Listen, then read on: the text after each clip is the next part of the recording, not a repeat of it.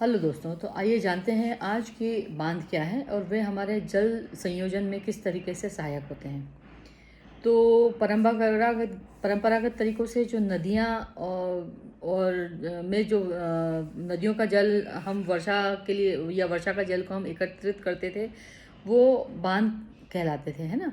और आजकल जो बांध जो बनाए जाते हैं वो सिर्फ़ सिंचाई के लिए नहीं है, अपितु उनका बहुत सारा उद्देश्यों के लिए उपयोग किया जाता है। जल विद्युत बनाई जाती है, नौकायन किया जाता है, पर्यटन के लिए उपयोगी है, औद्योगिक क्षेत्र जो है उसके लिए उपयोगी है, घरेलू जो हमको जल आपूर्ति होती है उसके लिए उपयोगी है, बाढ़ नियंत्रण में सहायक हैं, मनोरंजन तो करते ही हैं, मछली पालन का भी बहुत बड़ा केंद्र है ना? तो इसलिए बांधों को हम लोग बहुउद्देशीय परियोजनाएं कहते हैं। और एकत्रित जल जो है उसमें उसके अनेक उपयोग जो है वो हम समाहित होते हैं।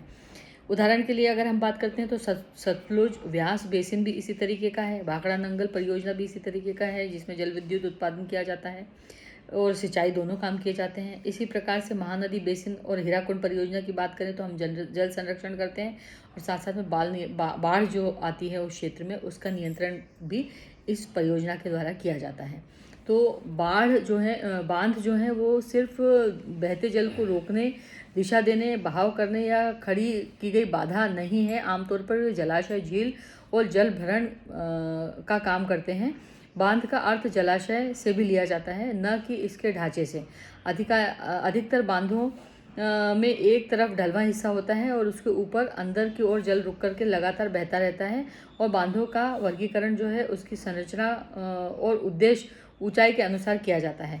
संरचना और उसमें उपयुक्त पदार्थों के आधार पर बांधों में की लकड़ी, है ना, बांध, तटबंध बांध या पक्का बांध बना करके कई उपवर्गों में उसको बांटा जा सकता है।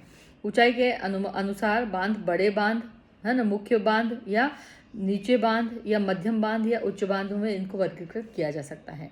तो बांध जो है विभिन्न प्रकार के होते हैं और जिनकी हम बात करें हैं परियोजनाओं की, जैसे हीराकुंड बांध हुआ, भाखड़ा नंगल हुआ, है ना, इसके अलावा सतलुज व्यास बेसिन का जो भाखड़ा नंगल बांध हुआ, है ना, महानदी बेसिन का हीराकुंड परियोजना हुई, ये सारे कुछ जो बांध हैं ये बड़ी परियोजनाएं हैं।